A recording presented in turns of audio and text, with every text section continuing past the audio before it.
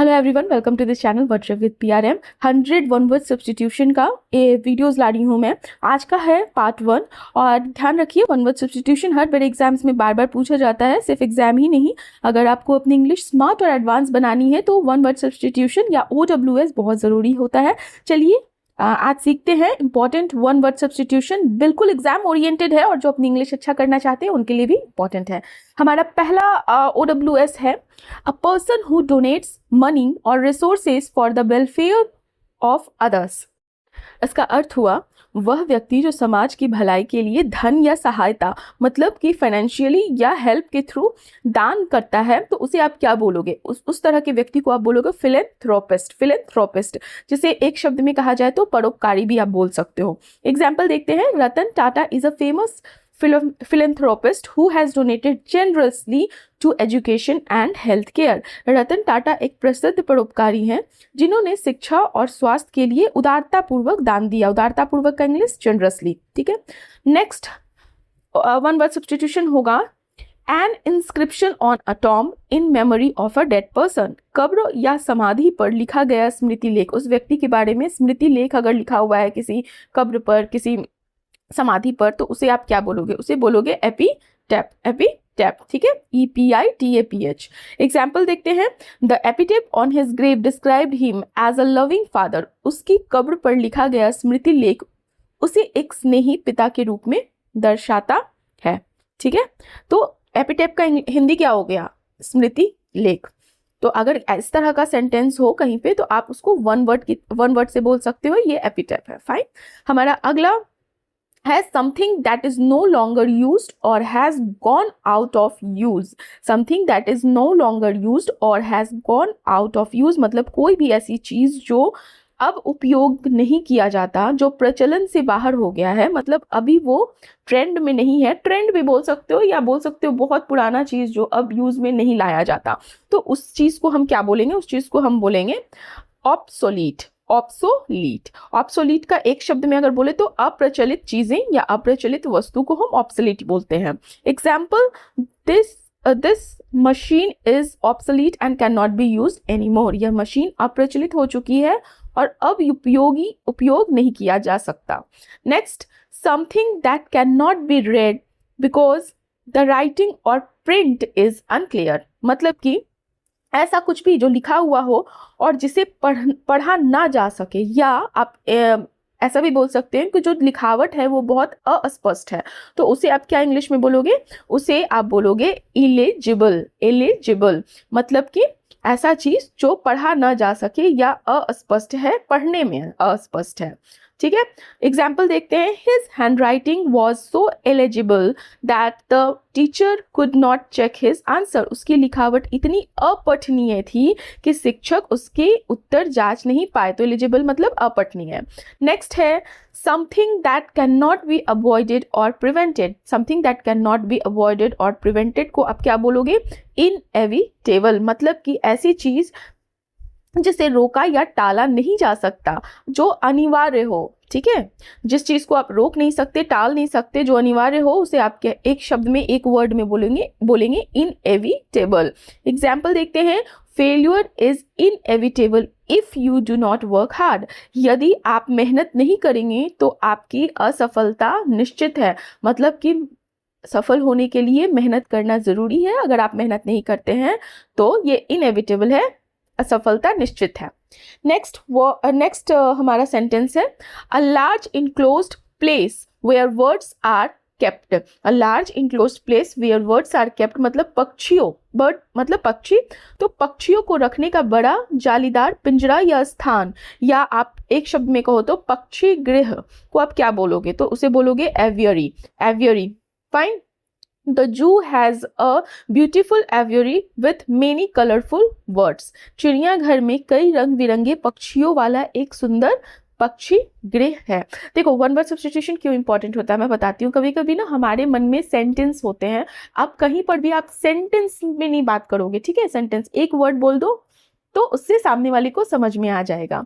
हमारा अगला सेंटेंस है belonging to the present time, existing or happening in the same period। मतलब वर्तमान समय से संबंधित एक ही समय में होने वाला कार्य। जैसे कॉन्टेम्पररी उसे इंग्लिश में बोलेंगे, जैसे आपने सुना होगा कॉन्टेम्पररी किंग, मतलब एक ही समय काल में जब दो राजा हैं, अलग अलग क्षेत्र के हो सकते हैं, तो उसे आप बोलोगे कॉन्टेम्पररी किंग। तो एक ही समय में जब दो से अधिक चीज हो जाए तो उसे आप बोलोगे कॉन्टेम्पररी।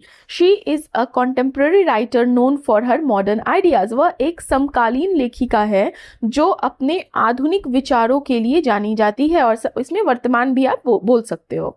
नेक्स्ट है हमारा a person who can endure pain और हार्डशिप विदाउट शोइंग इमोशन। ऐसा व्यक्ति जो दुख या कष्ट को बिना इमोशन दिखाए सह ले, और इस तरह के व्यक्ति को हम कहते हैं धैर्यवान, ठीक है, जो जिसमें धैर्य हो बहुत। तो अ पर्सन हु कैन एंड्योर मतलब सहना, एंड्योर का अर्थ होता है सहना। तो जब person who can endure pain और हार्डशिप विदाउट शोइंग इमोशन, तो उसे हम उस तरह के व्यक्ति को स्टोइक बोलेंगे। ही remained stoic even after hearing the bad news. बुरी खबर सुनने के बाद भी वो शांत और धैर्यवान बना रहा। फाइन, आई होप आप लोगों को समझ में आ रहा हो। हमारा अगला सेंटेंस है a person who does not believe in the existence of God. A person who does not believe in the existence of God, ऐसा व्यक्ति जो ईश्वर के अस्तित्व में विश्वास नहीं करता, और जिसे आप एक शब्द में कहो तो नास्तिक जिसे आप बोलते हो, मतलब कि वैसा व्यक्ति जो नहीं मानता है कि भगवान या ईश्वर जैसा कुछ होता है इस धरती पर या धरती के बाहर, तो उस तरह के व्यक्ति को हम एथिस्ट बोलते हैं। Atheist, ATHEIST, atheist. एग्जाम्पल देखते हैं। ही is an atheist and does not follow any religion. वह नास्तिक है और किसी भी धर्म का पालन नहीं करता है। तो एथिस्ट लोग क्या होते हैं, किसी तरह के रिलीजन, किसी तरह की चीज़ों को, इस तरह के रिलीजियस चीज़ों को नहीं मानते हैं। Next sentence, a person who makes or draws maps. A person who makes or draws map, ऐसा व्यक्ति जो नक्शे बनाता है, तो उसको हम क्या बोलेंगे, तो उसको बोलेंगे cartographer. Cartographer, a person who makes or draws maps is called cartographer. और इसे हिंदी में एक शब्द में कह सकते हैं मानचित्रकार, मानचित्रकार। Example, the cartographer prepared a detailed map of the new city. मानचित्रकार ने नए शहर का विस्तृत नक्शा तैयार किया। तो विस्तृत मतलब डिटेल्ड, मैप नक्शा, ठीक है। इस तरह से भी आप छोटे छोटे, अगर आपको प्रॉब्लम है वर्ड्स में तो आप छोटे छोटे वर्ड्स का मीनिंग देख सकते हैं अगर ध्यान दिए तो। An extreme fear of closed or confined spaces. An extreme fear of closed or confined spaces, तो अगर जब कोई व्यक्ति है जिसे बहुत ज़्यादा तंग या बंद स्थानों से डर लगता हो, मतलब उसे भय हो एक तरह से, तो उसे आप बोलोगे क्लॉस्ट्रोफोबिया। इस तरह के भय को आप क्या बोलते हो, क्लॉस्ट्रोफोबिया। फोबिया कहीं भी लगा हो तो वो समझ लीजिए डर से या भय से रिलेटेड है। तो जब बंद या तंग स्थानों से किसी को डर लगे तो उसे हम बोलते हैं claustrophobia. She avoided the lift because she suffers from claustrophobia. वह लिफ्ट से बचती थी क्योंकि उसे बंद जगहों का भय है।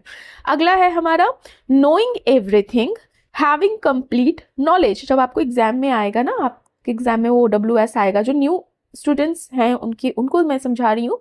जो जब एग्जाम में आएगा तो इस तरह से सेंटेंस दिया रहेगा और 4 ऑप्शंस दिए रहेंगे, उससे आपको पकड़ना है कि कौन सा ऑप्शन इस सेंटेंस के लिए सही है।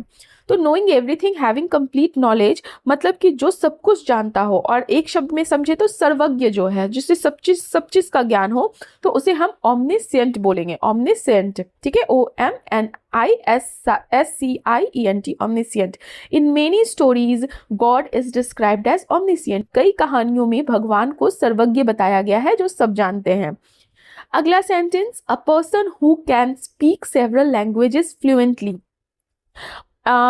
ऐसा व्यक्ति जो कई भाषाएं, कई लैंग्वेजेस धारा प्रवाह बोल सकता हो, जिसे आप बोलते हो बहुभाषी व्यक्ति। बहु मतलब बहुत सारा, भाषी लैंग्वेज जानने वाले को हम बहुभाषी व्यक्ति, जो बहुत सारे भाषा लैंग्वेजेस जानता हो, उसका ज्ञान हो, उसे हम बोलेंगे एक शब्द में, एक वर्ड में, polyglot. Polyglot. Example, she is a polyglot who can speak 5 languages fluently. वह एक बहुभाषी व्यक्ति है जो 5 लैंग्वेजेस, 5 भाषाएं धारा प्रवाह बोल सकती है, या ही रहेगा तो बोल सकता है।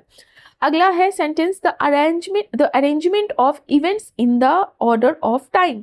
The arrangements arrangement of events in the order of time का मतलब है घटनाओं के समय के क्रम में व्यवस्थित करना। जैसे आप हिंदी में बोलते हो एक शब्द में कालक्रम, और इसे इंग्लिश में बोलोगे क्रोनोलॉजी। मतलब कि जैसे इसके बाद ये, इसके बाद ये, ठीक है, ए के बाद बी, बी के बाद सी, तो इस तरह से क्या है, ये क्रोनोलॉजी है। ठीक है, समय काल, समय के क्रम में व्यवस्थित जो चीज है उसे हम क्रोनोलॉजी बोलेंगे। The historian explain the chronology of the freedom movement. इतिहासकार ने स्वतंत्रता आंदोलन का कालक्रम समझाया कि किस चीज के बाद क्या हुआ और ऐसे। नेक्स्ट है हमारा डन और स्पोकन विदाउट प्रिपरेशन। डन और स्पोकन विदाउट प्रिपरेशन मतलब बिना तैयारी के किया गया या बोला गया कुछ भी, तो उसे हम बोलेंगे एक्सटेम्पोर। जैसे एक शब्द में हिंदी में बोलते हैं तत्क्षण, ठीक है, एक्सटेम्पोर, EXTEMPORE, ध्यान रखिएगा स्पेलिंग।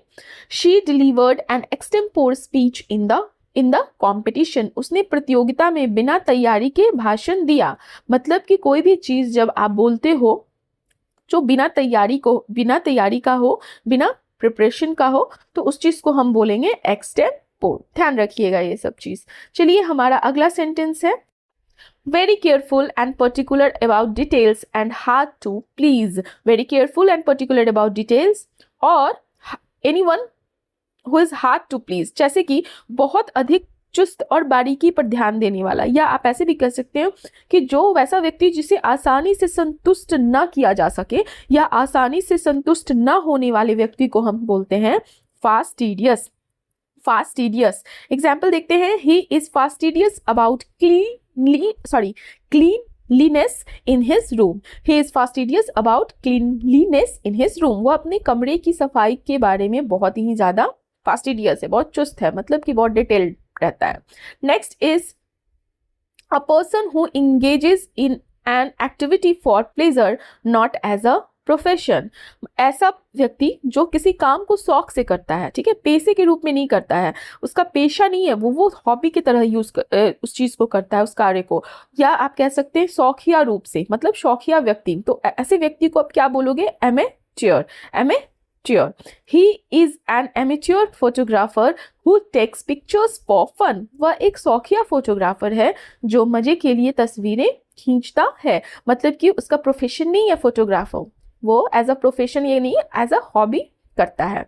नेक्स्ट है हमारा a person who is concerned about the welfare of others and helps them selflessly.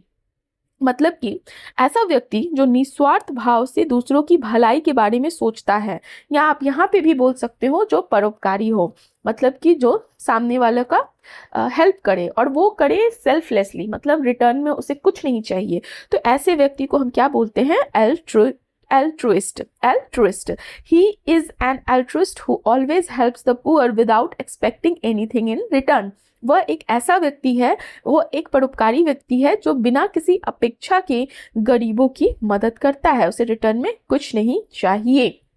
सो ये हमारा आज का लास्ट था। इसका पार्ट 2 1-2 दिन में आ जाएगा। इस तरह से हम 1000 OWS जो इम्पोर्टेंट है, बहुत इम्पोर्टेंट है एग्जाम्स के लिए, तो वो मैं लाऊंगी। So thank you very much. Like कीजिए, सब्सक्राइब कीजिए, शेयर कीजिए, कमेंट कीजिए। Have a nice day.